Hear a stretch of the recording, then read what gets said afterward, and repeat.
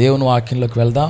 127వ కీర్తన 3, 4, 5 వచనాలు చదువుకుందాం. కుమారులు యెహోవా అనుగ్రహించు స్వాస్థ్యం, గర్భఫలము ఆయన ఇచ్చు బహుమానమే. యవన కాలమందు పుట్టిన కుమారులు బలవంతుని చేతిలోని బాణముల వంటి వారు, వారితో తన అంబుల పొది నింపుకొనిన వాడు ధన్యుడు. అటువారు సిగ్గుపడక గుమ్మములో తమ విరోధులతో వాదించురు. ప్రభువా, నీకు వందనాలు. మాకు ఇచ్చిన ఈ చక్కని సమయాన్ని బట్టి నేను స్తుతిస్తున్నాం, గణపరుస్తున్నాం. ఈ ఆదివార దినాన మమ్మల్ని ఇలా ఆరాధించే కృపనిచ్చినందుకు వందనాలు చెల్లిస్తున్నాం. ఇలా సంఘంగా కూర్చున్నందుకు వందనాలు. మా తండ్రి, నీ వాక్యము శక్తి కలిగినది, ప్రభావం కలిగినది. ప్రభువా, మీరు మాతో మాట్లాడమని ప్రార్థన చేస్తున్నాం. ఇప్పుడు చెప్పబడిన కొన్ని ప్రార్థన అంశాల నిమిత్తమై కూడా నీ సన్నిధిలో ఎత్తిపడుతున్నాం. బలహీనులను బలపరచండి, అనారోగ్యంతో ఉన్న వారిని స్వస్థపరచండి అయ్యా. వారి వారి జీవితాల్లో నూతన కార్యాలెన్నో యేసుక్రీస్తు నామములో జరుగునుగాక. అద్భుతం చేయండి. యేసు నామములో అడుగుచున్నాం తండ్రి, ఆమేన్. మంచిది. చదవబడినటువంటి లేఖన భాగంలో నుంచి ఒక సంగతిని మనం ధ్యానం చేద్దాం. కుమారులు యెహోవా అనుగ్రహించు స్వాస్థ్యం, గర్భఫలం ఆయన ఇచ్చు బహుమానం. ఇది పుట్టినరోజు కూడికలో చెప్పే మాటలే కాదు, ఇవి మనకు ఉపయోగపడతాయి ఈ పూట. ఏమండి? గర్భఫలం ఆయన ఇచ్చు బహుమానమే. ఇక్కడ ఎంతమంది గర్భఫలం మీరు అని అనుకుంటున్నారు? మీ తల్లిదండ్రులకి మీరు అందరూ గర్భఫలమే, నేను గర్భఫలమే. ఏమండి? మనమేం డైరెక్ట్గా పైనుండి అలా వచ్చి పడిపోయామా? లేదు, ఇక్కడ ఉన్న వాళ్ళందరూ గర్భఫలమే. ఏమండి? మనమందరం దేవుడు మన తల్లిదండ్రులకి ఇచ్చిన బహుమానాలు. ఎవరో? Very good. So you are so precious. మీరు చాలా ప్రశస్తమైన వారు. ఏమై ఉన్నారు? ప్రశస్తమైనటువంటి వారు. మీ తల్లిదండ్రులకు దేవుడు ఒక బహుమానంగా ఇచ్చాడు. మీరు కుమారులైనా కుమార్తెలైనా గర్భఫలం యెహోవా అనుగ్రహించు బహుమానం, గర్భఫలం ఆయన ఇచ్చు బహుమానం. ఏమండి? సో ఈ బహుమానం ఎలా ఉంటే బాగుంటుంది అనేది ఈరోజు సందేశం. ఏమండి?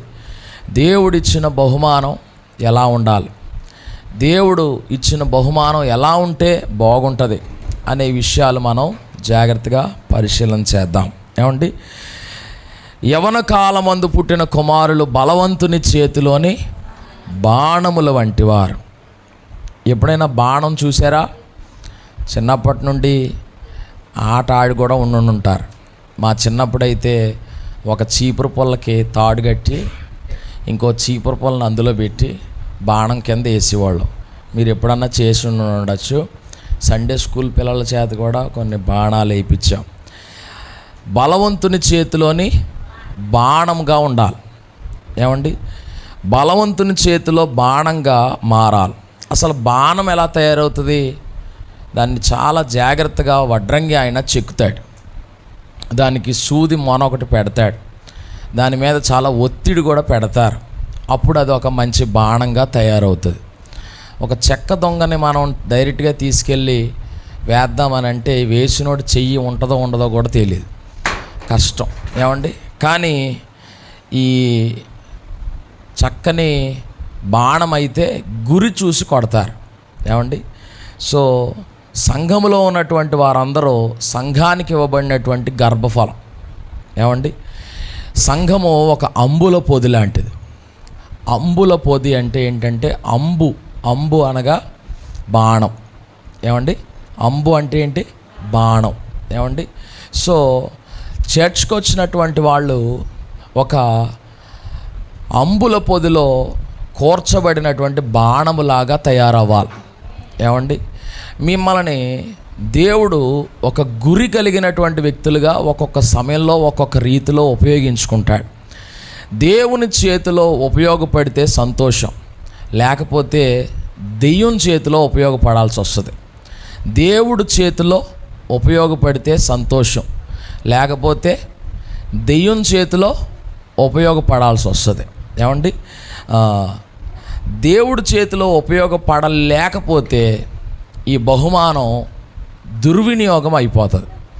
దేవుని చేతిలో ఉపయోగపడే పాత్రగా మారాలి. ఏమండి, మంచిది.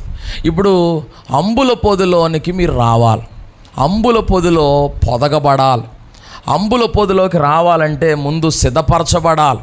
ఏమండి, ఎవరినైనా దేవుడు ఒక్కొక్క సమయంలో ఉపయోగించుకున్నాడంటే వాళ్ళని ముందు సిద్ధపరిచాడు. వాళ్ళకు కూడా ఇష్టమవ్వాలి ఆ విషయం. దేవుడు ఎవరిని బలవంతంగా ఉపయోగించుకోలేదు. దేవుడు ఫ్రీ విల్ వాళ్ళకి ఇచ్చాడు. ఇలా ఉంది నా ఉద్దేశం నీ పట్ల అని దేవుడు చెప్తాడు. అలా ఉన్న ఉద్దేశాన్ని ఆ వ్యక్తి విని దాన్ని స్వీకరించి ఆ అనుకూలంగా తన జీవితాన్ని తిప్పుకోవాలి. లేకపోతే దేవుడు రోబోల్ని వాడుకొని ఉండేవాడు సువార్తకి. ఏమండి, దేవుడు తన పనికి రోబోల్ని ఉపయోగించుకోడు.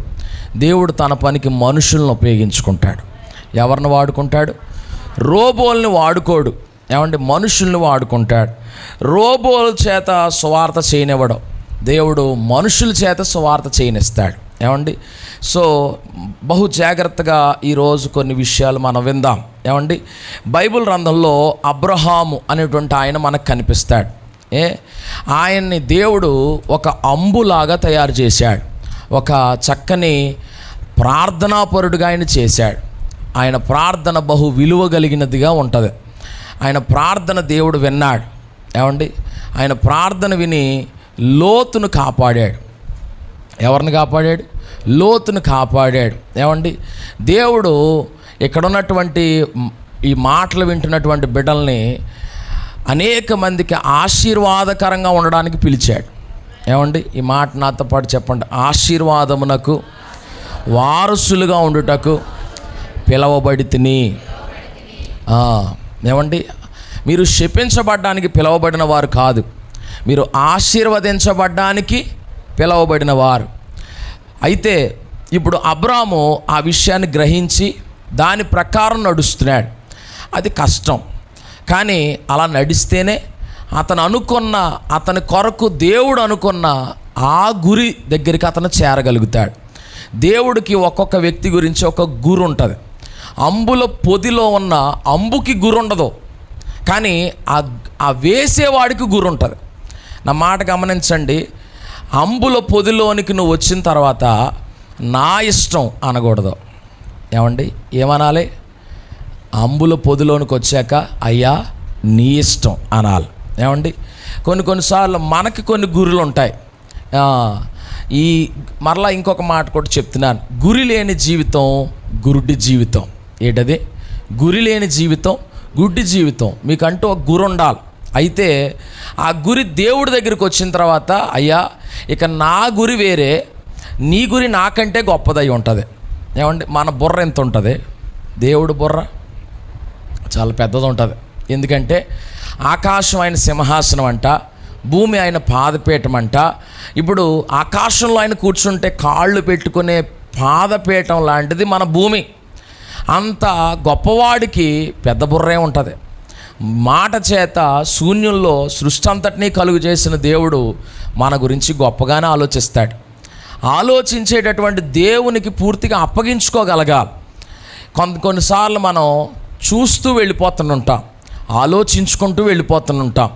ఆలోచించుకుంటూ వెళ్ళిపోయేటప్పటికి జీవితాలు గడిచిపోతుంటాయి. నేను ఒక చిన్న ఎగ్జాంపుల్ చెప్తాను, జాగ్రత్తగా వినండి. ఏమండి, ఒక ఆయన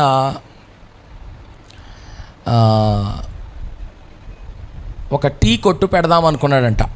ఏ కొట్టు? టీ కొట్టు. అయితే టీ స్టాల్ అంటారు కదా. ఆయన అసలు ఉద్దేశం ఏంటంటే పెద్ద వ్యాపారం చేయాలి, ఎక్కువ డబ్బులు సంపాదించాలి అని అంటావు సార్. ఎక్కువ డబ్బులు సంపాదించాలి, అది అతని ఆలోచన.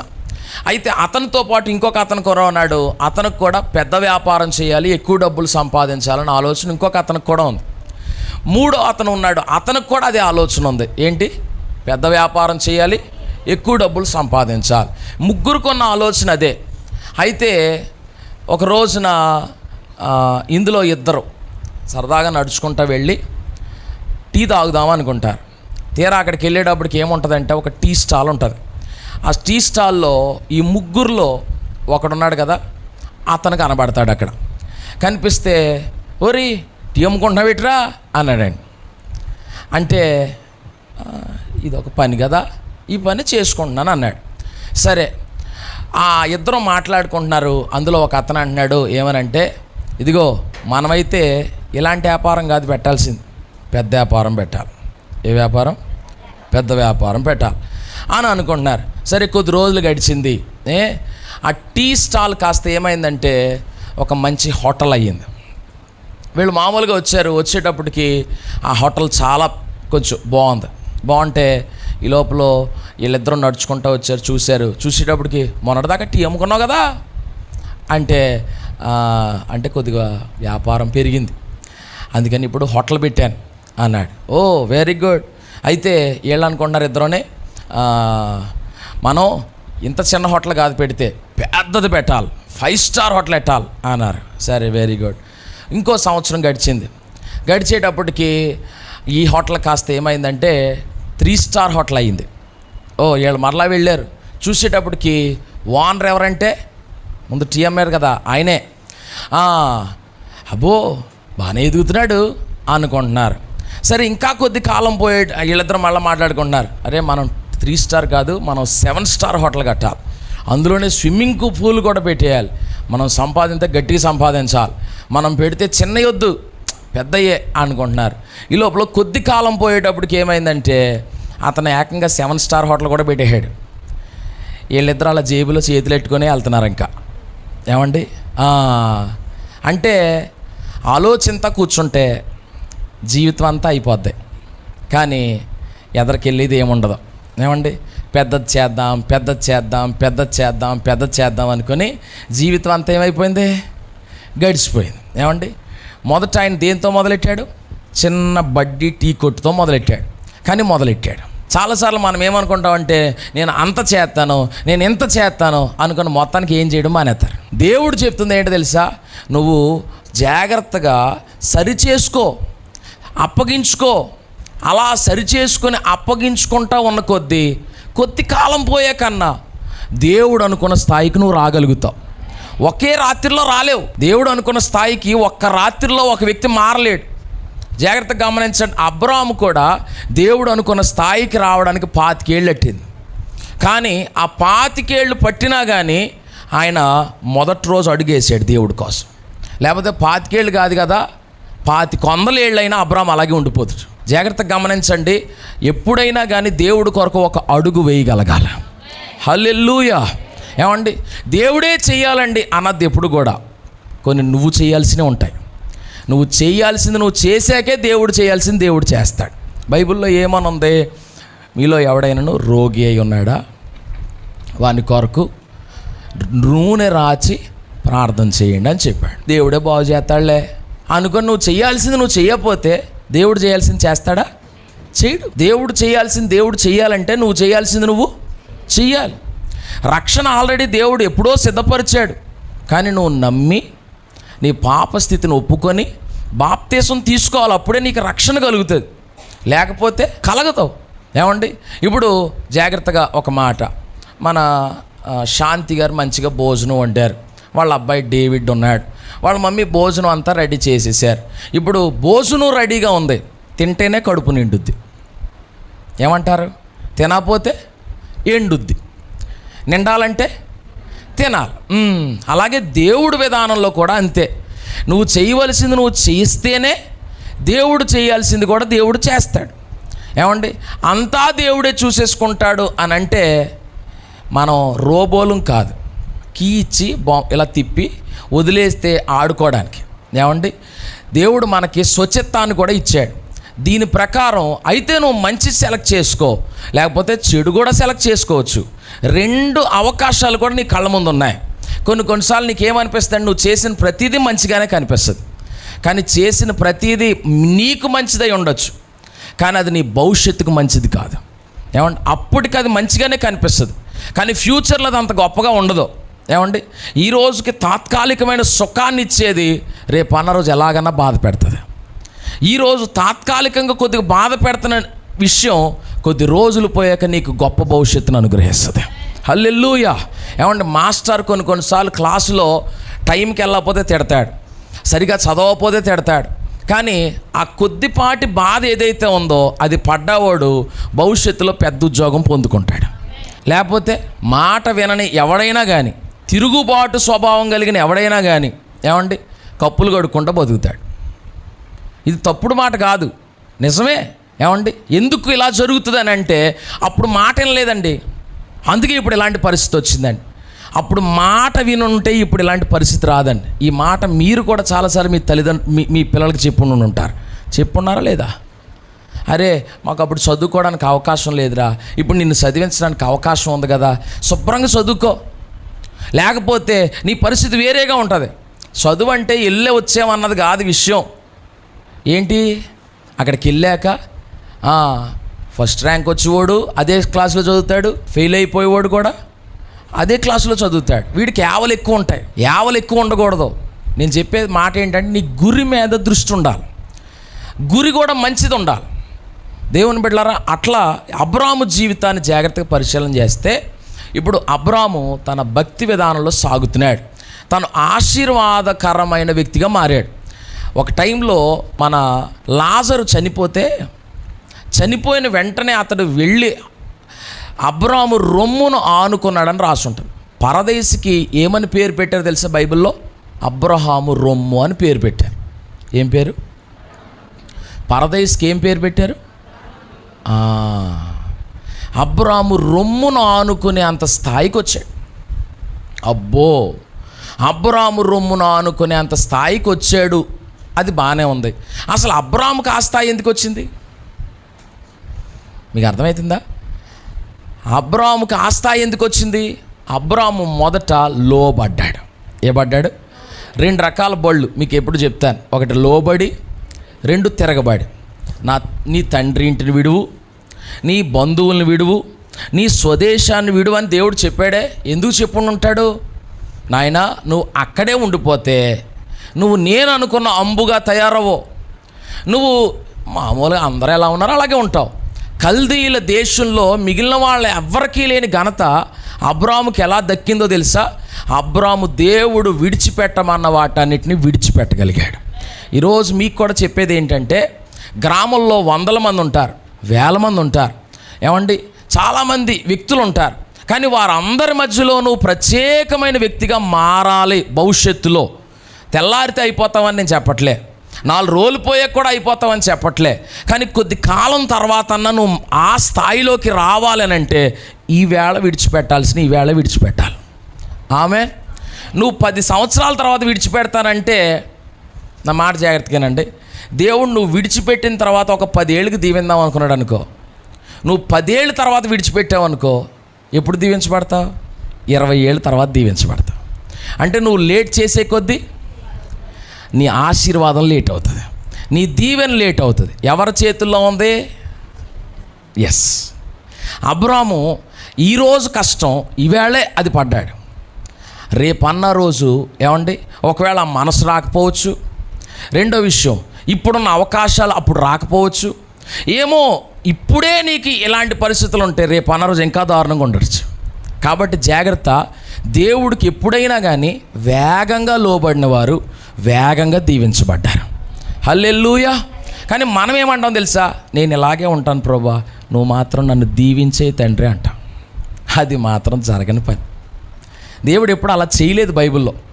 అలాగే కనుక చేస్తే అబ్రాము లాంటి వాళ్ళు రెడీ అవ్వకపోదును. ఏమండి, నువ్వు ఒక బాణములాగా మారాలంటే నువ్వు అప్పగించుకోగలగాలి. అప్పగించుకునే క్రమం తప్పనిసరిగా ఉంది అంతే బైబిల్లో. ఏమండి, అంబుల పొదిలో అంబులు తయారైనట్టు సంఘములో కూడా కొంతమంది అబ్రహాములు తయారవ్వాలి. ఏమండి, నువ్వు నీ బంధువులకి దీవెనగా మారాలంటే నువ్వు విడిచిపెట్టాల్సిన నువ్వు విడిచిపెట్టాలి. కొద్దిగా నువ్వు కష్టం. లోతు వేరు, అబ్రాము వేరు. ఏమండి, అబ్రాము ఏమండి దేవుని ఆశీర్వాదం కొరకు లోకాన్ని వదిలేసుకున్నాడు. చాలా వదిలేసుకున్నాడు. కానీ లోతు అయితే ఆశీర్వాదం కొరకని అబ్రామునే వదిలేసుకున్నాడు. ఇది మరీ ఘోరం కదా. ఎవరిని వదిలేసుకున్నాడు? దేవుని బిడ్డలారా, ఎప్పుడన్నా ఈ విషయాన్ని గుర్తుపెట్టుకోండి. నీ జీవితంలో లోకాన్ని వదిలేసుకుంటావు, ఎంత వదిలేసుకుంటావో నువ్వు అంత అభివృద్ధి చెందుతావు. నువ్వు అభివృద్ధి కోసమని దేవుణ్ణి వదిలేసుకుంటావు చూడు, ఆ రోజున అభివృద్ధి మాట అలాగుంచు, ఉన్నది ఊడిపోద్ది. బైబిల్లో చూసారా మీరు? లోతుని గమనించండి. లోతు తను ఉన్నటువంటి చోటంట అబ్రాము గొర్రెల కాపర్లు, లోతు గొర్రెల కాపర్లు కలిసి నివసించలేనంత ఎక్కువైందట. బైబిల్లో చూడండి ఒకసారి. ఆదికాండం 13వ అధ్యాయం 6వ వచనం. వారు కలిసి నివసించుటకు ఆ ప్రదేశము చాలకపోయెను, ఎందుకనగా వారి ఆస్తి వారు కలిసి నివసించలేనంత విస్తారమై ఉండెను. అప్పుడు అబ్రాము పశువుల కాపరులకును లోతు పశువుల కాపరులకును కలహము పుట్టెను.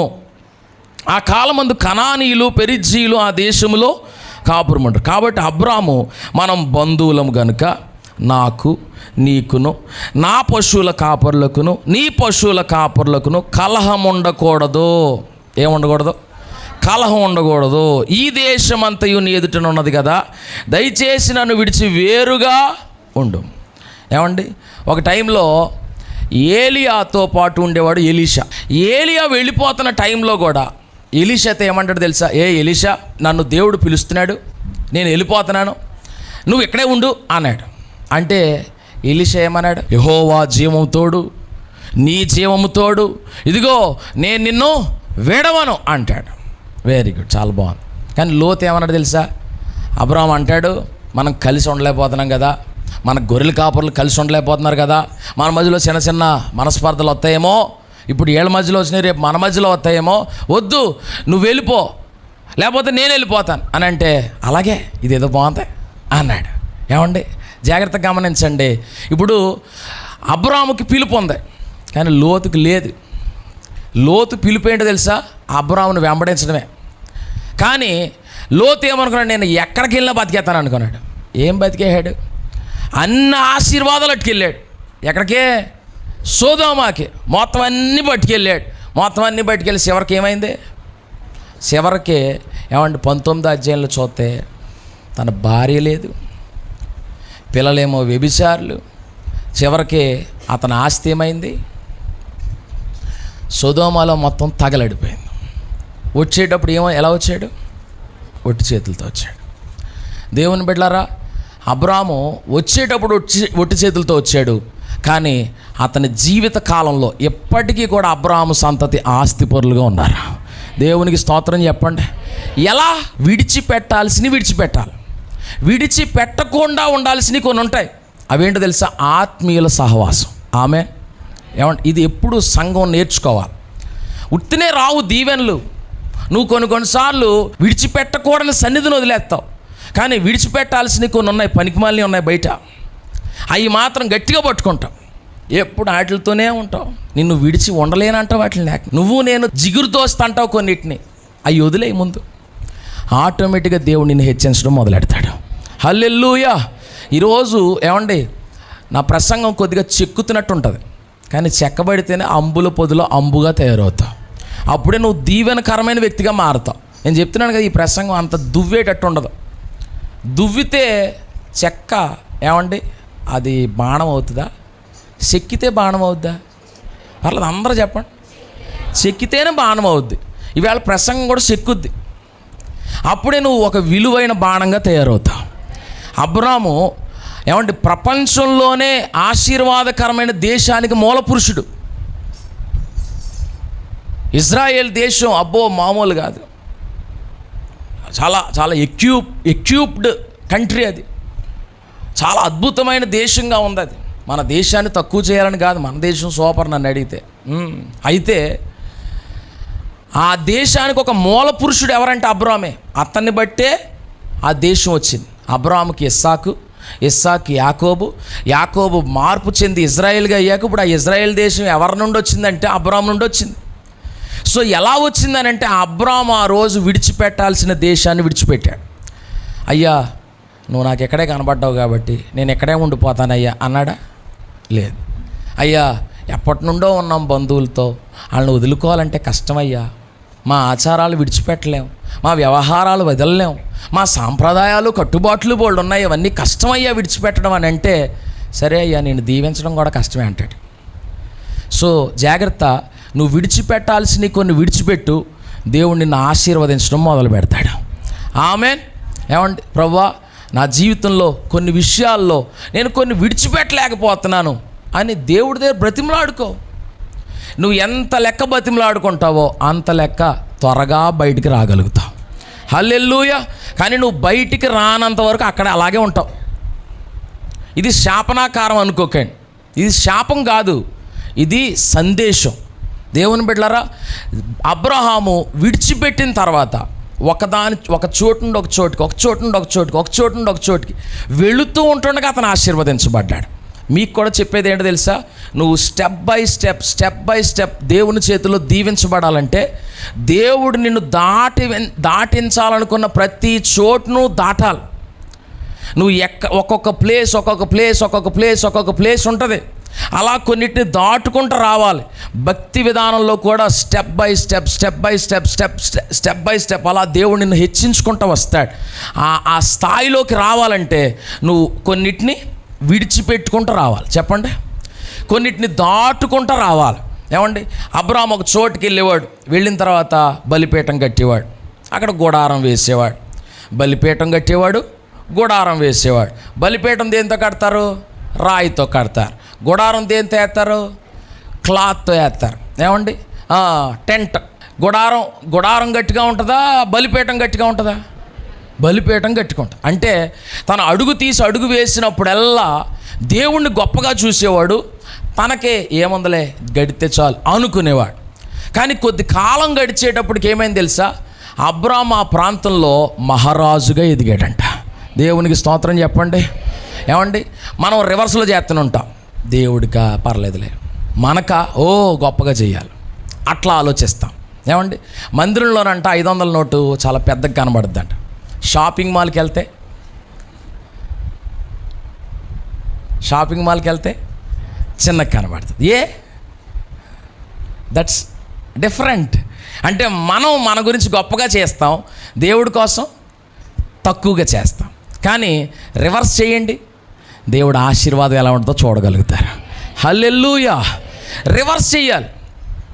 పాస్టర్ గారు డబ్బులు అడుగుతున్నాడు అనుకోకండి, ఇచ్చినోళ్ళు. బైబిల్లో అబ్రాహాము ఏమండి, తన విధానం దేవుణ్ణి ఘనపరిచాడు. మాటల్లో కాదు, పాటల్లో కాదు, చేతల్లో. క్రియారూపకంగా ఎవరైతే అబ్రాహాములాగా మారుతారో వాళ్ళు నిజ జీవితంలో కూడా అబ్రాహాములా వర్ధిల్ల చేయబడతారు. హల్లెలూయా. ఏమండి, ప్రభువా మాకు అబ్రహాము యొక్క ఆశీర్వాదం కావాలి. నిజమే, మనం అందరం అలాగే దీవించబడాలి. అయితే అబ్రహాము లాంటి లోబడే తత్వం మాకు రావాలి ప్రభువా. అబ్రహాములాగా నిన్నే గనపరిచే ఆ తత్వం మాకు రావాలి ప్రభువా. మరొక విషయం మీకు చెప్పాలి. అబ్రహాము తన వదిలి వెళ్ళిపోయినటువంటి లోతు పట్ల శ్రద్ధ కలిగిన వాడు. ఎంత శ్రద్ధ కలిగిన వాడో తెలుసా? తన భార్యని, తన కుటుంబాన్ని మొత్తం ఎవడో ఎత్తుకుపోయాడు. బెకారోళ్ళలాగా ఉన్నాడు ఇప్పుడు లోతు. ఇలాంటి పరిస్థితుల్లో ఉంటే ఎవరు వెళ్ళలే సాయం చేయడానికి. తాను ఎవరినైతే నమ్ముకున్నాడో సొదొమ రాజులు కూడా సహాయం చేయలే. కానీ మరలా అబ్రాహాము ఇంట పుట్టి అలవర్చబడిన 318 మంది పనోళ్ళు వెళ్ళి ఆ అవతల ఉన్నటువంటి శత్రు రాజులతో యుద్ధం చేయగా దేవుడు అద్భుతమైన విశేషమైన విడుదల కలుగు చేశాడు. అంటే అబ్రాహాము మనసు ఎలాంటిదో తెలుసా? తనని విడిచిపెట్టిన వారి పట్ల కూడా మంచి మనసు కలిగినవాడు. ఆమేన్. ప్రియమైన సంఘమా, మీకు మాట చెప్తున్నాను, నిన్ను ఎవరైనా విడిచిపెట్టి వెళ్ళిపోయారా? ఒకవేళ ఇదిగో నీ స్నేహితులు కానీ నీ బంధువులు కానీ నీ పట్ల అసభ్యంగా ప్రవర్తించారా? కానీ వాళ్ళు నువ్వు ప్రేమించగలగాలి. ఆ ప్రేమ నిన్ను ఒక రోజున గొప్ప చేస్తుంది. హల్లెలూయా చెప్పండి గట్టిగా. ఏమండి, కొంతమంది మనం శత్రువులుగా భావిస్తాం. శత్రువు అనేవాడు ఉండద్దు మనకి. మనల్ని శత్రువులు అనుకునేవాడు, మనం ఏం చేయలేదని. కానీ నీకు మాత్రం ఇంకో వీడికి ఏదో రోజున దారి కాసి దెబ్బేయాలి అనే ఆలోచన ఎవరి మీద కూడా నీకు ఉండకూడదు. ఏదో రోజు దొరకపోతాడా, ఏదో రోజు దొరకపోద్దా, నాకు టైం అవుతుంది అనండి ఒకసారి. అలా అనద్దు ఎప్పుడు. ఏమనద్దు? ఏదో రోజు దొరకపోతాడా చెప్పండి. రెండోది ఏదో రోజు దొరకపోద్దా, నాకు టైం వస్తుంది. ఇలాంటి డైలాగులు ఎప్పుడు మనకు వద్దు. ఏమండి, ఏం కావాలో తెలుసా? ఎప్పుడైనా ఎవరైనా కష్టంలో ఉంటే వాడు ఒకవేళ దెబ్బ వేసినోడైనా సాయం చేయగలుగుతాం కాక. హల్లెలూయా. ఏమండి, నేను ఒకటి నుండి చెప్పుకుంటూ వెళ్తున్నాను. ఏంటి? అబ్రాము లైఫ్ని దేవుడు జాగ్రత్తగా మలిచాడు. అబ్రాములో కూడా పొరపాట్లు ఉన్నాయి. పొరపాట్లు జీవితంలో జరుగుతూనే ఉంటాయి. అది రిపీట్ అవ్వకూడదు. ఆ మాట అనండి. ఇప్పుడు దేవుడు అబ్రాముని ఒక ఊరు వెళ్ళమన్నాడు. ఆ ఊరిలో కరువు వచ్చింది. కరువు వస్తే ఎవరిని అడగాలి? దేవా, కరువు వచ్చింది, కష్టం వచ్చింది, ఇబ్బంది వచ్చింది అని అడగాలి. ఆ పక్క ఊరిలో బాగుందంట, వెళ్ళిపోయాడంతే. వెళ్ళొచ్చేట అలాగా వెళ్ళకూడదు. ఏమండి, కరువు వచ్చినప్పుడు ఎవరి మీద ఆధారపడాలి? అక్కడ ఆధారపడకపోవడం వల్ల ఎన్ని బాధలు వచ్చినాయి. ఆగరక్కొచ్చింది. అక్కడి నుండి అన్ని బాధలే, ఇప్పటికీ బాధలే. ఎందుకు వచ్చిందిరా బాబు ఈ బాధలు అని అంటే, ఒక్క టైంలో దారి తప్పినందుకు. దేవుని బిడ్డలారా, ఎప్పుడన్నా కరువు వచ్చిందనుకో, కరువు రాదా? పాస్టర్ గారు, మేము మా లైఫ్లో ఒక్కసారన్నా కరువు చూసామన్న వాళ్ళు చేతులు ఎత్తండి సార్. అంటే కొద్ది కష్టం, కడుపు కష్టంగా ఉంది, ఇబ్బందులు వెళ్ళినాయి, కొద్ది కష్టంగా ఉన్నాయి. అందరికీ ఉంటాయి. నేను బోల్సార్లు చూశాను. ఇబ్బందికరమైన పరిస్థితులు ఎలా ఉంటాయో మాకు తెలుసు. ఏమండి, చాలా కష్టంగా వెళ్ళిన పరిస్థితులు ఉన్నాయి. చాలా కష్టతరమైన పరిస్థితులు చూసాం. భోజనం తినేటప్పుడు మా అక్కేమో మాటలు ఎట్టేసి నా ముక్కలు లాగేసుకుని అన్నం నాకు వేసేసేది. అంటే ఇంట్లో ఒక మొక్కే తినగలిగిన అవకాశం ఉండేది. అది ఎప్పుడో ఒకసారి. అది కష్టతరమైన పరిస్థితి. ఎప్పుడు చూడలేదు మీరు? నాకు అన్నం వేసేసేది. ఒరే కొన్ని మంచినీళ్ళు ఎట్టరా అనేది ఇలా తెచ్చేటప్పటికి మొక్క ఉండేది కాదు, అన్నం మాత్రం ఉండేది. కష్టం ఉండేది. కొన్ని సమయాల్లో ఇబ్బందులు ఉండేవి. ఆ మొక్కలు లేని చాలా రోజులు ఉన్నాయి. మొక్కలు కాదు కదా, కొన్ని సమయాల్లో చాలా క్లిష్టమైన పరిస్థితులు ఉన్నాయి. చాలా ఇబ్బందికరమైన పరిస్థితులు గుండా వెళ్ళిన రోజులు ఉన్నాయి. నా చేతులతో నేను కారం కలుపుకొని తిన్న రోజులు కూడా ఉన్నాయి. ఉప్పు కారం అయ్యే, ఇంక వేరే ఏం కాదు, ఉప్పు కారం కొద్దిగా వేసుకొని తిన్న రోజులు కూడా ఉన్నాయి. అంటే కరువు తెలుసు. ఇక్కడ మీలో కూడా కొంతమంది చెప్పమంటే ఇంకా దారుణం కూడా చెప్తారు. గంజి తాగేసామండి రోజుకి, అంతే, అలా గడిపేసుకున్నాం. పిల్లలకి ఇది పెట్టాం, మాకు మాత్రం ఇంకా ఇలా గడిపేసుకున్నాం మంచినీళ్ళు తాగి అనుకున్న రోజులు కూడా ఉండొచ్చు. చాలా కష్టమైన పరిస్థితులు ఉంటాయి. అయితే అబ్రాముకి కష్టమైన రోజులు వచ్చినప్పుడు ఒక రాంగ్ స్టెప్ వేశాడు. దేవుని బిడ్డలారా, ఎప్పుడైనా కానీ కరువు వచ్చినప్పుడు రాంగ్ స్టెప్ వేయొద్దు. ఎందుకంటే ఆ టైంలోనే నువ్వు దేవుడికి దగ్గర అవ్వాలి. అసలు కరువు వచ్చిందే ఎందుకో తెలుసా? నిన్ను దేవుడికి దగ్గర చేయడానికి. హల్లెలూయా. ఆ టైంలోనే నువ్వు దూరం అయిపోతే అదే సాతాను నిన్ను దెబ్బతీసే రోజు. That's the main day. కరువు వచ్చిన రోజే నువ్వు ఎవరి మీద ఆధారపడాలి? గట్టిగా చెప్పాలి అందరూ కూడా. దేవుని బిడ్డలారా, ఇబ్బందికరమైన రోజులు వచ్చినాయి అంటే అర్థం ఏంటో తెలుసా? నువ్వు బలహీనుడు అవుతావు. నువ్వు ఒక విధంగా చెప్పాలంటే వీక్ అయిపోతావు. ఆ టైంలోనే దేవుని బలం మీద ఆధారపడాలి. హల్లెలూయా. సంగమా, ఇది కొద్దిగా కష్టమే. కొన్ని సమయాల్లో ఇబ్బందికరమైన పరిస్థితులు వచ్చినప్పుడు కొంతమంది రాంగ్ స్టెప్ వేస్తుంటారు. No no no no no. ఏమండి, రాంగ్ స్టెప్ ఎప్పుడు వేయకూడదు. సావనన్నా సావాలి కానీ శరీరాన్ని అమ్మకూడదు. ఆమె సావనన్నా చావాలి కానీ, ఏమండి, అలాగని చచ్చిపోమని కాదు నా ఉద్దేశం. కడుపు ఎండిపోయి చచ్చిపోయినా పర్వాలేదు, కానీ తప్పుడు పని వైపు మాత్రం మనం అడుగు వేయకూడదు. ఆమెన్. ఏమండి, దట్స్ ద మెయిన్ పాయింట్. దొంగతనం తప్పు, వ్యభిచారం తప్పు, లంచగొండితనం తప్పు. ఇట్స్ దేవునికి అది ఇబ్బందికరమైన పరిస్థితులు. సో అవి మనకే వద్దు. ఆమెన్. ఇంకొంచెం గట్టిగా. అది అబ్రాము మొదట ఏం చెప్పాను నేను? లోబడ్డాడు. కష్టమా సులువా? తండ్రి ఇంటి విడిచిపెట్టడం, నెక్స్ట్ బంధువులను విడిచిపెట్టడం, స్వదేశాన్ని విడిచిపెట్టడం, పైగా ఎక్కడికి వెళ్తాడో కూడా కరెక్ట్గా తెలియదు.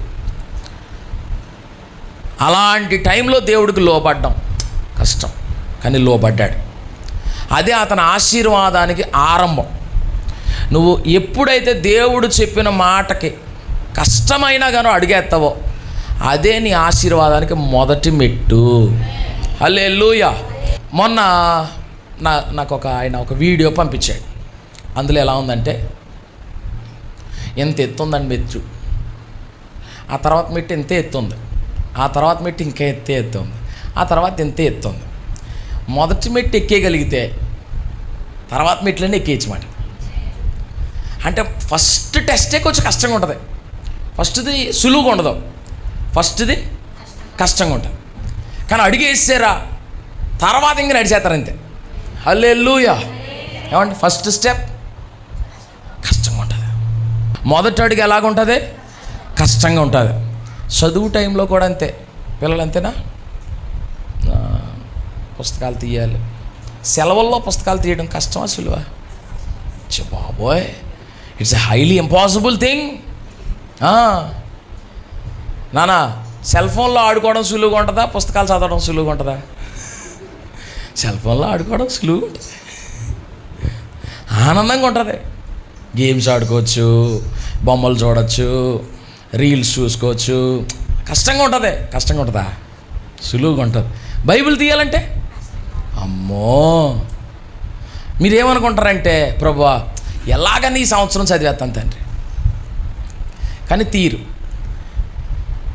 డిసెంబర్ 31వ తారీఖు వచ్చేది, మళ్ళా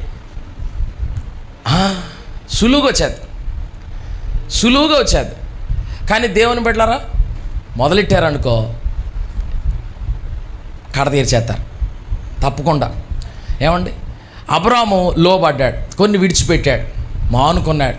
కొన్ని స్నేహాలు ఉంటాయి తమ్ముళ్ళు, అవి మానుకోవాలి. చెల్లెళ్ళు మానుకోవాలి, తండ్రులు మీరు కూడా మానుకోవాలి, తల్లులు మీరు కూడా మానుకోవాలి. అవి మీరు మానుకున్నప్పుడే మీరు ఆశీర్వదించబడతారు. కానీ అవి మానుకోవడం కష్టం, కష్టమైనా కట్ చేయాలి. కట్ చేస్తేనే వరిదిల చేయబడతాం. రెండోది, గుడారం కట్టాడు, దానికంటే ముందు బలిపీఠం కట్టాడు. దేవుణ్ణి ముందు పెట్టడం కొన్నిసార్లు కష్టమే, కానీ పెట్టాలి. పెట్టాడు అబ్రాం, అందుకనే ఆశీర్వదించబడ్డాడు. మూడవది, ఏమండి, తన లైఫ్లో చేసిన మరొక పని అదేంటంటే లోతు విడిచిపెట్టాడు. కానీ లోతుని అబ్రాం విడిచిపెట్టలే. ఆ లోతు నష్టపోతున్న సమయంలో 318 మంది పనోళ్ళు పట్టుకుని వెళ్ళాడు. ఏమండి, ఒకవేళ ఎప్పుడన్నా మీ బంధువుల్లో, మీ స్నేహితుల్లో, మీతో ఉండేటటువంటి ఎవరైనా కానీ, మీ ఇరుగు పొరుగు ఉంటారు ఎవరో ఒకరు, చిన్న చిన్న గొడవలు అవుతుంటాయి. ఎప్పుడు అవ్వలేదా? మా చుట్టుపక్కల వాళ్ళతో ఎప్పుడు గొడవలు అవ్వలేదన్న వాళ్ళు చేతులు ఎత్తండి సార్. ఇది చిన్నపిల్లలకు కూడా అవ్వలేదా? చిన్నపిల్లలకు కూడా గొడవలు అయినాయా? ఓరే, మీరు భలేగా ఉన్నారైతే. కానీ ఎప్పుడన్నా వాళ్ళ కష్టంలో ఉన్నప్పుడు వీడికి భలేగా అయింది అని సంకలు గుద్దుకోకూడదు. ఏం చేయాలి? సాయం చేయాలి. ఆమేన్. అది ఎవరిలో ఉంది? అబ్రహాములో ఉంది. దేవుని బిడ్డలారా, ప్రతిదీ దేవుడు చూస్తాడు. దేవుని బిడ్డల ప్రేమ, ఏమండి, నీకు అనుకూలంగా నీతో పాటు బిర్యానీ తినేవాడు, నీతో పాటు కలిసి వచ్చి ఏంటది అది ఏంటంటారు, బట్టల షాప్కి వెళ్తారు కదా పొట్టు చీరలకి వాటికి చూడడానికి, వాళ్ళతో కాదు, ఎవరి దగ్గర చూపించాలి? కొన్నిసార్లు నిన్ను ఇబ్బంది పెడతారు, బాధ పెడతారు, చుట్టుపక్కల ఉంటారు. అలాంటి వాళ్ళు ఎప్పుడన్నా కష్టంలో ఉన్నప్పుడు ఒక్కసారి నన్ను ప్రేమించు, అంతే, వాళ్ళు సెటరేట్ అయిపోతారు అంతే. హల్లెలూయా. దేవుని బట్టి అలాగే నాకు కష్టం రావాలి ప్రభువా, నాకు టైమింగ్ కోసం అని కాదు నేను చెప్పేది, ఎప్పుడోడప్పుడు వస్తుంది. Very good. అలాగే అబ్రాము మరొక విషయాన్ని కూడా చేశాడు. అదేంటి తెలుసా? అబ్రాము తన ఇంటికి వచ్చిన దేవునికి, దేవదూతలకి ఏం చేశాడు? ఆతిథ్యం చేశాడు. ఆతిథ్యం చేయడం అందరూ చేస్తారు, కానీ ఇతను చేసిన విధానం వేరు. 99 ఏళ్ళు అతనికి అప్పటికి. రెండో విషయం, ఆస్తిపరుడు. కానీ దేవుడు వస్తే ఏకంగా పరిగెట్టుకుంటూ వెళ్ళిపోయి సాగిలిపడిపోయాడు. ఏమంటే ఆ వయసులో సాగిలిపడతారా? ఆ స్థాయిలో ఉన్నవాళ్ళు అంత అగ్గగ్గలాడతారా? వచ్చారా, చేయండి, ఎలాండి, అంతే. ఒరే పొల్లయ్యా, ఒరే ఎల్లయ్యా, వండే పెట్టాయి, పంపే, అంతే. కానీ వేరు ఎవరో? అబ్రాం. ఏమండి, మర్యాద తెలిసినవాడు, దేవుణ్ణి ఎలా గణపరచాలో ఎరిగినవాడు. దేవుని బిడ్డలారా, నువ్వు దేవుని ఎదుట దేవుని విషయమై నీ ప్రవర్తన ఎలా ఉంటుందో అన్నిటినీ దేవుడు నిన్ను చూస్తాడు, చూసి నిన్ను ఆశీర్వాదకరమైన వ్యక్తిగా చేస్తాడు. హల్లెలూయా. నేను వరుసగా ఒక్కొక్కటి చెప్పుకుంటూ వెళ్తున్నాను. ఏమంటే నేను మొదట చెప్పింది చాలా కఠినమైంది. నేను అందుకే అన్నాను కదా, మొదటి మెట్టు ఎత్తుగుంటుంది ఎక్కడానికి, ఫస్ట్ స్టెప్ కష్టంగా ఉంటుంది వెళ్ళడానికి. కానీ తర్వాత నుండి పాస్టర్ గారు ఇవన్నీ పర్వాలేదండి చేసేయచ్చు అనిపిస్తాయి. ఏమండి, కానీ మొదటిదే కష్టం. కానీ ఆ మొదటి దగ్గర నువ్వు సరిగా ఉండగలిగితే దేవుడే నిన్ను మిగిలిన వాటి దగ్గర కూడా నడిపిస్తాడు. హల్లెలూయా. దేవుని బిడ్డలారా, మొదటి అడుగు ఎవరు వేయాలి? నువ్వే వెయ్యాలి. ఆ మాట అనండి, మరలా అనండి ఒకసారి. నేనే వేయాలి. ఈ అడుగు కూడా నువ్వే వేసే ప్రభువా, ఇంకా నువ్వు ఉండడం ఎందుకు, ఇంకా నువ్వే వేసే ప్రభువా. అన్నీ ఏమంటారు? నువ్వే చేసే ప్రభువా. కొన్నిసార్లు ఇలాగ అంటానంటే ఏమనుకోకండి. మొన్న ఒక పాస్టర్ గారు అన్నాడు, అది చెప్తున్నాను మీకే, వద్దులే ఆయన చాలా దారుణంగా అన్నాడు, నేను అంత దారుణంగా అన్నా కానీ మామూలు చెప్తున్నానే. కొంతమంది విశ్వాసులు అంట దేవుడు చేయాల్సిన పనులు కూడా వీళ్ళు చేస్తారంటే, దేవుడు చెప్పినవి మాత్రం దేవుడిని చేయమంటారు. అర్థం అవ్వలేదు. కొన్ని పనులు ఉంటాయి, అవి దేవుడే చెయ్యాలి. అదేంటి తెలుసా? తీర్పు తీర్చడం. అది ఎవరి పని? అది మనం చేసేస్తాం.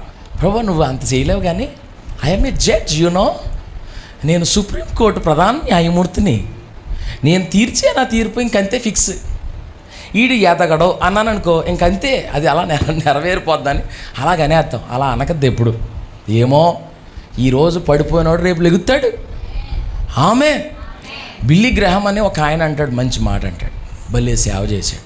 అందుకే వాళ్ళు అంత గొప్ప సేవ చేశారు. ఆయన ఏమంటాడంటే, నా పని ప్రేమించడం, దేవుడి పని తీర్పు తీర్చడం. ఏం పని నా పని? మరలా చెప్పండి. My work is to love. నా పని ఏంటి?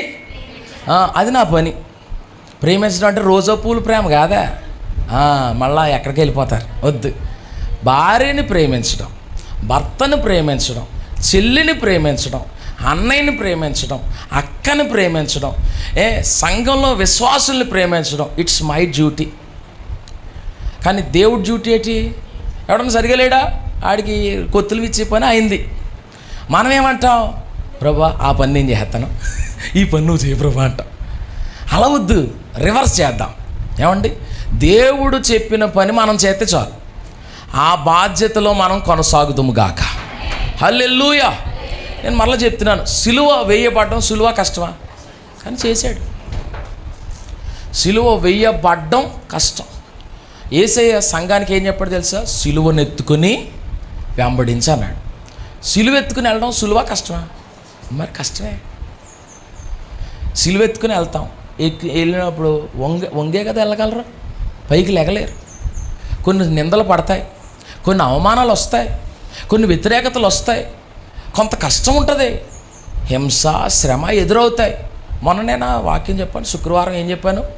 4 నేలలు చెప్పాను కదా. ఒక నేల ఏంటది? త్రోవ పక్క నేల. ఆ త్రోవ పక్క నేల ఏం చేసిందంట?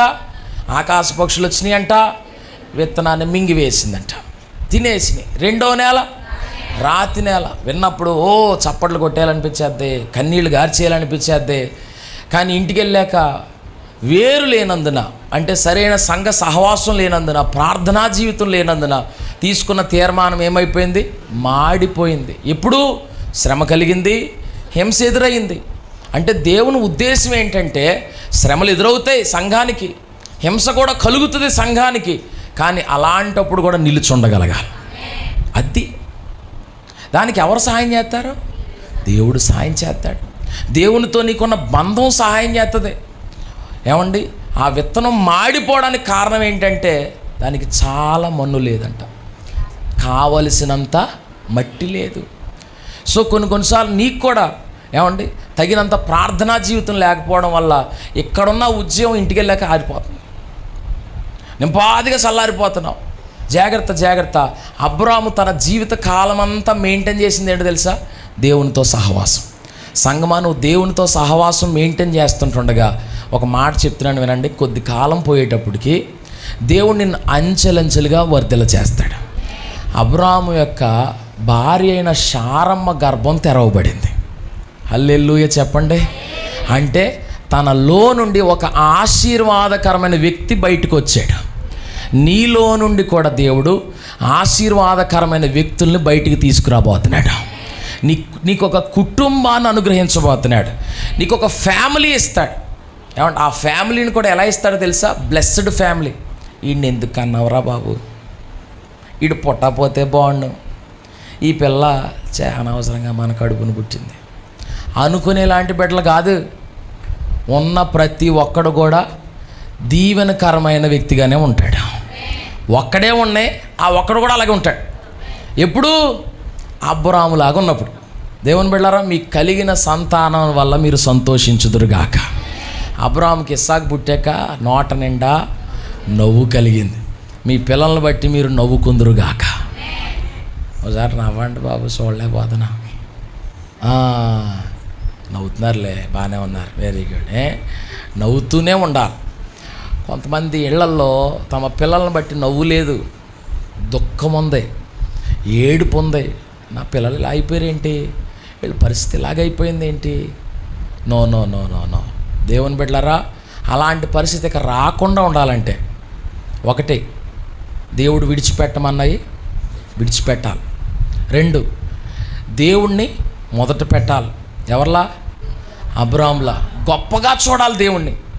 3వది ఏమండి, ఒకవేళ నువ్వంటే పడని వాళ్ళు, లేకపోతే ఏ కారణం చేతన్నా నిన్ను వదిలి వెళ్ళిపోయిన వాళ్ళు కష్టంలో ఉంటే అది అలుసుగా తీసుకోకూడదు, అది అవకాశంగా తీసుకొని వాళ్ళని ప్రేమించగలగాలి. హల్లెలూయా. 4వది ఏమండి, ఆతిథ్యం చేశాడు. ఎవరికే? దేవుడికి. ఎలా ఆతిథ్యం చేశాడు? సాగిలపడ్డాడు, శ్రేష్టమైన తీసుకొచ్చి పెట్టాడు. అంత ఉన్నవాడు దేవుని ముందు ఎలా ఉన్నాడు? దీనుడుగా ఉన్నాడు. ఆ మాట అనండి ఒకసారి. తగ్గించుకొని ఉన్నాడు. కొన్నిసార్లు మనకి పొగరు ఉంటుంది, అది జీవితానికి వగరు. ఏమండి, పొగరు మనకే. తీయగా ఉండాలంటే తగ్గించుకోవాలి. ఏమండి, ఒకవేళ లేదండి నేను ఎలాగున్నా పర్లేదు, కొంతమంది తల ఇసురు ఉంటుంది, తల పొగరు ఉంటుంది, అది మనకు పనిచేయదు. కన్నులు ఇక్కడికి వస్తాయి కొంతమందికి, కళ్ళజోడు పైకి వెళ్ళినా పర్లేదు కానీ కళ్ళు మాత్రం ఇక్కడే ఉండాలి. Praise the Lord. గట్టిగా చెప్పలేదే? అది నువ్వేటి నాకు చెప్పేదేటి అన్నట్టు ఉండకూడదు ఎప్పుడు. దేవుని బిడ్డలారా, వినే స్వభావం, లోబడే స్వభావం ఎప్పటికీ ఆశీర్వాదాన్ని తీసుకురాబోతుంది. ఆమెన్ చెప్పండి గట్టిగా, ఇంకొద్ది గట్టిగా చెప్పండి. హల్లెలూయా చెప్దామా? ప్రియమైన దేవుని బిడ్డ, ఇవన్నీ చేయగా అబ్రాము ఏమండి తన జీవితంలో ఏం పొందుకున్నాడో తెలుసా? బిడ్డను పొందుకున్నాడు.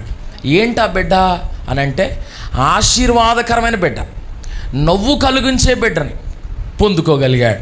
ఇంకొక అద్భుతం కూడా మీకు చెప్పాలి. అదేంటంటే, అబ్రాము తర్వాత కాలంలో ఆయన ప్రార్థన చేయడం మొదలెడితే ఏమండి ఆయన ఆశీర్వాదం ద్వారా వాళ్ళ కుటుంబాలన్నీ అబ్రాము తనకు కలిగిన యావత్తుని ఎవరికి ఇచ్చాడు తెలుసా? ఇస్సాకునకి ఇచ్చాను. అనండి ఒకసారి ఆ మాట. అంటే తన బిడ్డలకి ఆస్తిని ఇవ్వగలిగాడు. ఒకటి భక్తినిచ్చాడు, ఆస్తిని కూడా ఇచ్చాడు. అబ్రాము వృద్ధుడు అయిపోయాడు. ఇస్సాకుని దేవుడు బలిమ్మన్నాడు. ఏమంటే తీసుకుని వెళ్తున్నాడు. మేము బలి అర్పించి వస్తామని అబ్రాము చెప్తాడు విశ్వాసంతో. ఇతను తల మీద కట్టెలు పట్టుకుని వెళ్తుంటాడు. తర్వాత నిప్పట్టుకెళ్తాడు, కత్తట్టుకెళ్తాడు. కొడుక్కి ఏమి నేర్పించాడు అంటే భక్తి నేర్పాడు. అందుకే ఏమి అడుగుతున్నాడు? నాన్న, కట్టెలు ఉన్నాయి, కత్తి ఉంది, నిప్పు ఉంది, ఏం లేదు, బలి ఇవ్వడానికి పశువు లేదు. మీకు ఈ స్టోరీ తెలుసు, అందుకే నేను అన్ని రెఫరెన్సులు తీయట్లే.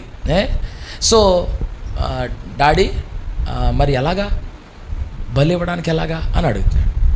కానీ వాళ్ళ డాడీ తల మీద కట్టెలు పెడితే పెట్టించుకున్నాడు, చేతికి నిప్పెత్తే పట్టుకొచ్చాడు, తర్వాత కత్తెత్తే పట్టుకొచ్చాడు. అంటే యారగెంట్గా ఉన్న కొడుక, లోబడే కొడుక?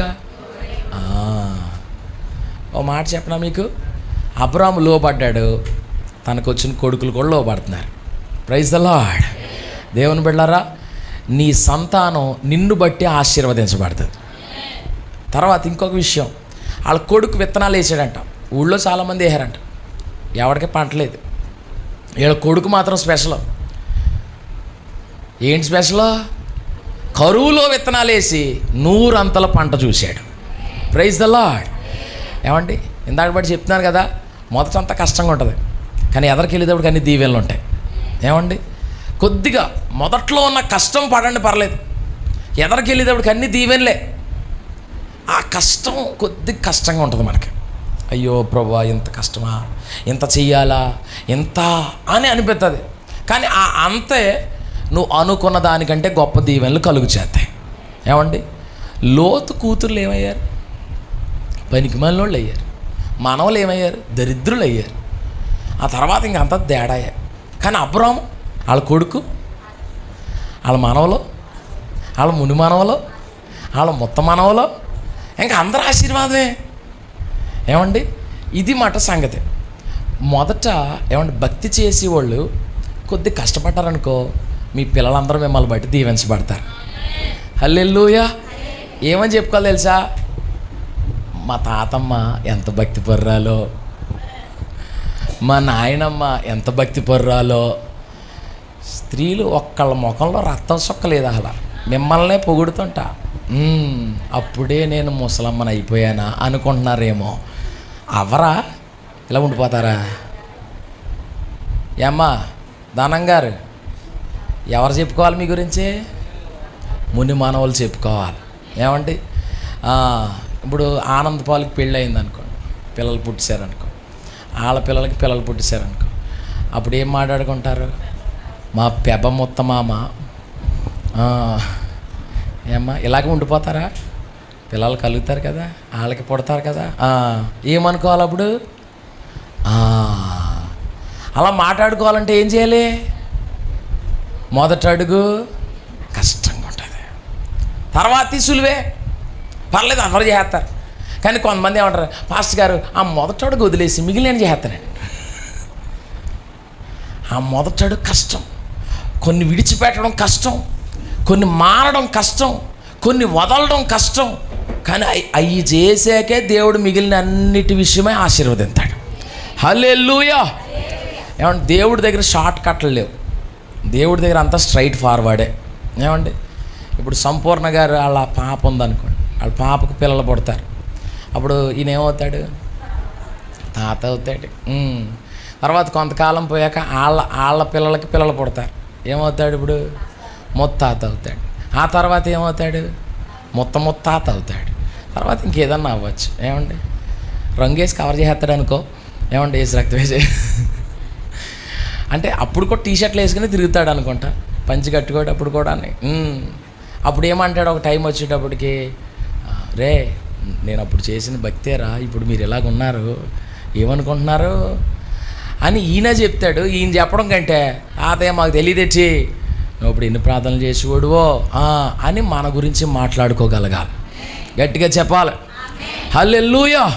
ఏమండి, అయితే ఒక మాట దేవుని బిడ్డలారా, అబ్రహాము యొక్క జీవితం రాను రాను రాను రాను దేవుడు అనుకున్న ఒక ఆశీర్వాదకరమైన వ్యక్తిగా ఆయన మారాడు. ఏమండి, నా ప్రసంగం పూర్తవలేదు కానీ ఇక్కడతో క్లోజ్ చేస్తాను. అంబుల పొదిలో అంబుగా తయారవ్వాలి అంటే ఏమంటే ఆయన ఎక్కడెక్కడికి వెళ్ళాడో ఆ ప్రాంతాలన్నిటిలో దేవుడు అతను ఒక ఆశీర్వాదంగానే ఉంచాడు. ఆయన బట్టి ఏమంటే దేవునికి మహిమ వస్తూనే ఉంది.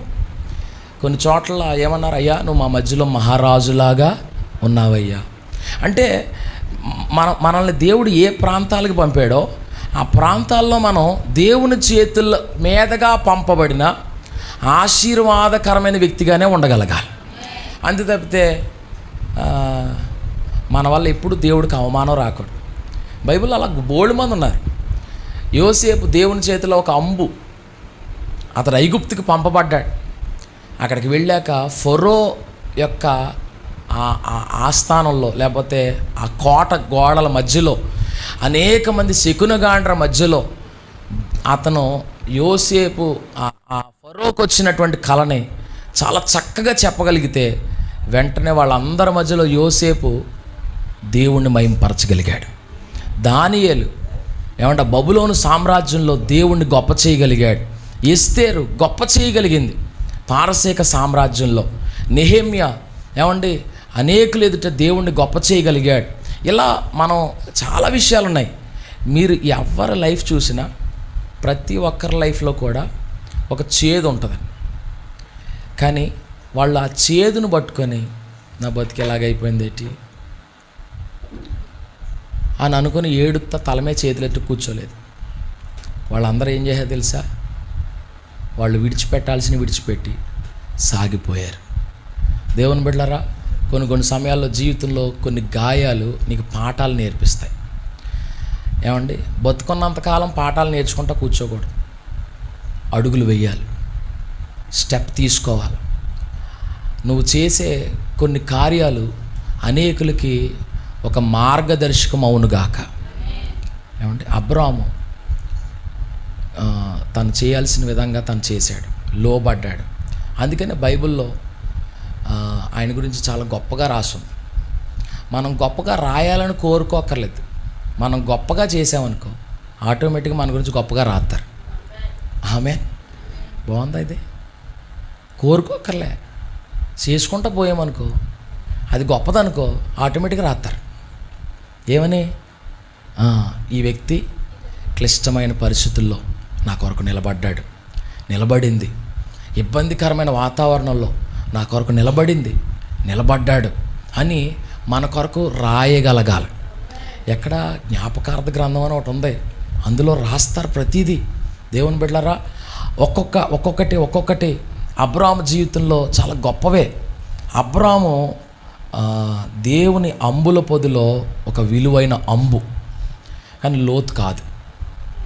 నీతిమంతుడు అని రాశారు బైబిల్లో, నిజంగా నీతిమంతుడే. కానీ తన గురించి ఎక్కడ మాట్లాడినా తేడాగానే మాట్లాడతారు. తన ప్రాంతంలో తను ఒకవేళ గవిని దగ్గర ఉండి గొప్పగా అనేకులకు తీర్పు తీర్చుని ఉండొచ్చు, కానీ తన భార్యని తన ఇద్దరు పిల్లల్ని సరిచేసలేదు. జాగ్రత్తగా వాళ్ళు చెడిపోయారు. వద్దు, ఇలాంటి ఒక చెడ్డ సాక్ష్యం వద్దు. సంగమా, కష్టమైన ఇబ్బంది అయినా మంచి సాక్ష్యం కొరకు పరుగులు పెట్టగలగాలి. ఆమె ఏమండి? సో అది కొద్ది కష్టం, కొద్దిగా ఇబ్బంది. మళ్ళీ చెప్తున్నాను, కొద్దిగా ఇబ్బంది. కానీ మొదటే కొద్దిగా ఇబ్బంది, కానీ రాను అంతా దీవెనే, రాను అంతా ఆశీర్వాదమే. కొన్ని వదలాల్సినవి వదిలేసుకోండి. అవి వదులుకుంటేనే నువ్వు సిలువను ఎత్తుకోగలుగుతావు. సిలువను ఎత్తుకునే ముందు నీ భుజం మీద వేరే భారాలు ఉన్నాయనుకో, పనులు అవ్వు అసలు. దేవుని బిడ్డలారా, సిలువను ఎత్తుకోవలసిన వారమై ఉన్నాం, అంబుల పొదిలోకి రావాల్సిన వాళ్ళమై ఉన్నాం. ఆయన అంబుగా తయారవడానికి సిద్ధపడండి. ఏది నీలో దేవుడికి నచ్చట్లేదో అవన్నీ కట్ చేసేయి. ఏమండి, కొంతమందికి ఇంకా సినిమా స్టేటస్లు పోలేదు. అవి కట్ చేయకుండా నువ్వు బలలో ఏం చేతులు వేయగలుగుతావు? నిజమేనా? కొంతమందికి అసూయ పోలేదు, ఎలా బలలో చేతులు ఎత్తగలుగుతావు? అవి కట్ చేయి. కొంతమందిలో కోపం పోలే, ఇంకా బలలో ఎలా చేతులు ఎట్టేస్తావు?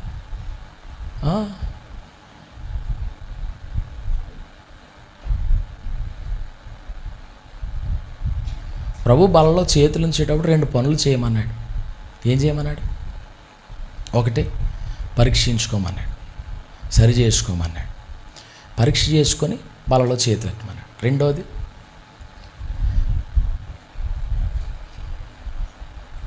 బలలో చేతులుంచి ఇంటికి వెళ్ళేదిక ఆయన కోసం పని చేయమన్నాడు. ఏం చేయమన్నాడు? ఆయన మరణం గురించి ప్రచురం చేయమన్నాడు. చేతనావా?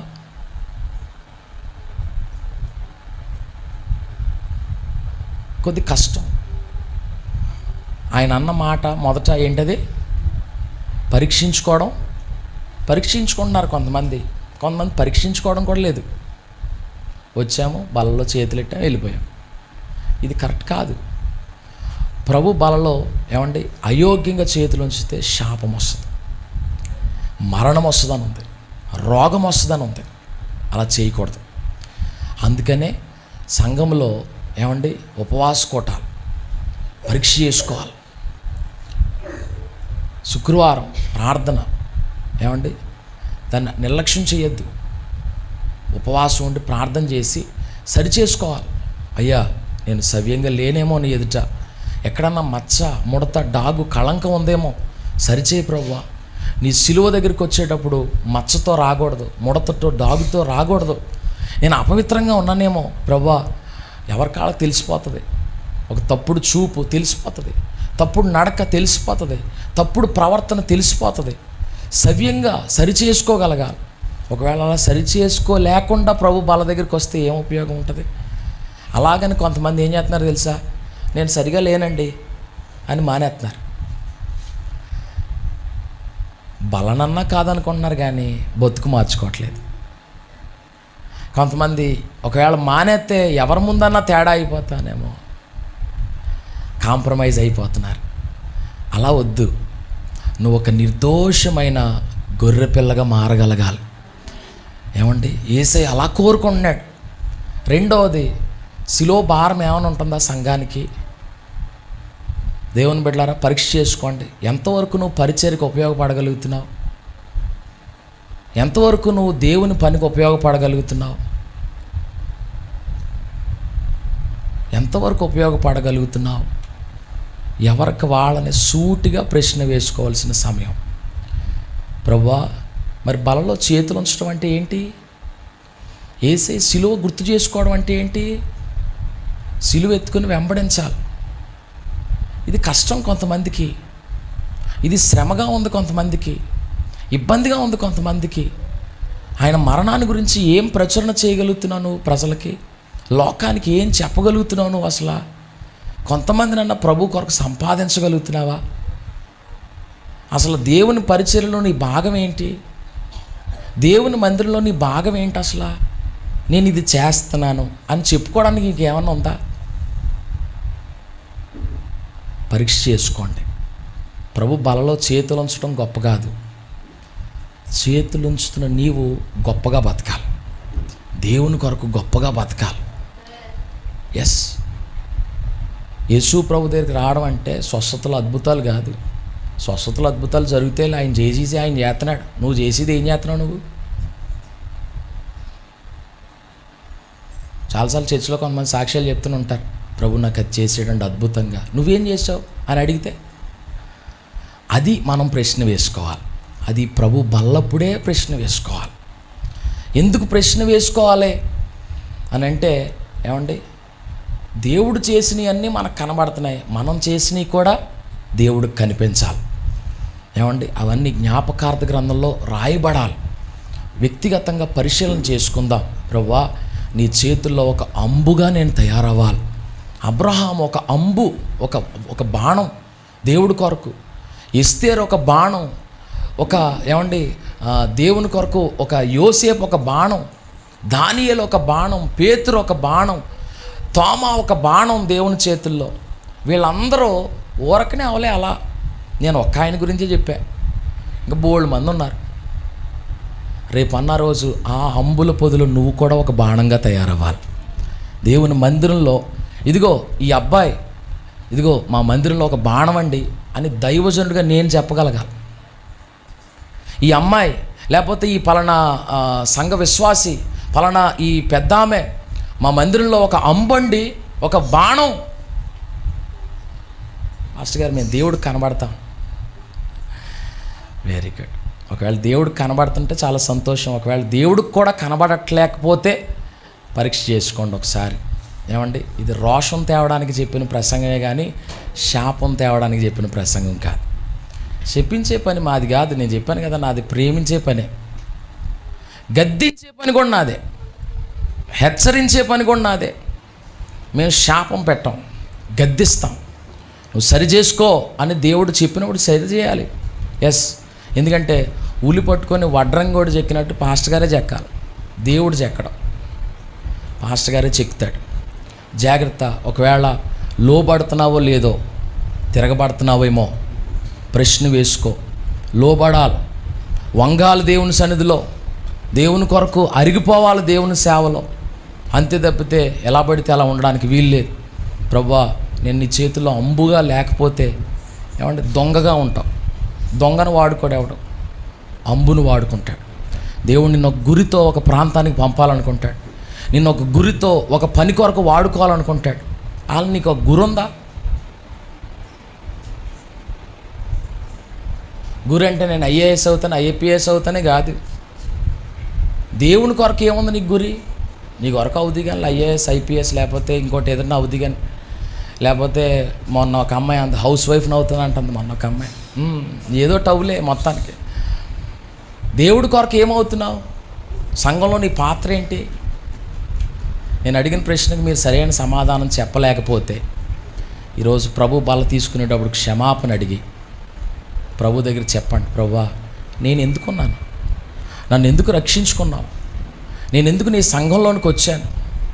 నేనంటూ ఎలా నీ కొరకు ఉపయోగపడగలగాలి? నేను నీ చేతుల్లో ఎలా నేను మార్చబడాలి, మలచబడాలి? దేవుని బిడ్డలారా, ఒకవేళ నేను దూకుంటే వెళ్ళిపోతే జీవితకాలం అంతా దొంగల్లాగా ఉండిపోతారు. మీరు అంబుల పొదిలా అంబుగా మారాలి, ఒక అద్భుతమైన బాణంగా మారాలి.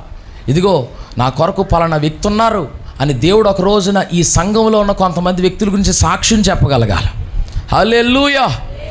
దేవుని బిడ్డలారా, ఇలాంటి ఒక రోజు వస్తుంది. దేవుడికి అవసరం ఉంటుంది ఒక రోజున. ఆ అవసరం వచ్చేటప్పటికి నువ్వు సిద్ధపడలేకపోతే, అంబుల పొదిలోకి నువ్వు రాలేకపోతే దేవుడు నిన్ను ఎలా ఉపయోగించుకోగలుగుతాడు? ఒకసారి ప్రశ్న వేసుకోండి. దేవుడు అపవిత్రులను వాడుకోడు. దేవుడు సిద్ధపడి లేని వాడిని వాడుకోడు. సిద్ధపడిన వాడినే దేవుడు వాడుకుంటాడు. అప్పగించుకున్న వాడినే ప్రభు వాడుకుంటాడు. కనుక జాగ్రత్త. దేవుని బిడ్డలారా, ఎవరికి వాళ్ళు వ్యక్తిగతంగా పరిశీలన చేసుకోండి. రోజులు గడిచిపోతున్నాయి, నెలలు గడిచిపోతున్నాయి, సంవత్సరాలు గడిచిపోతున్నాయి. ఒకవేళ ప్రభు రాకడ వెంటనే అయితే ఏం చేస్తావు? అది కూడా పరిశీలించుకోవాలి. కళ్ళు మూసుకోండి, ప్రార్థన చేసుకుందాం.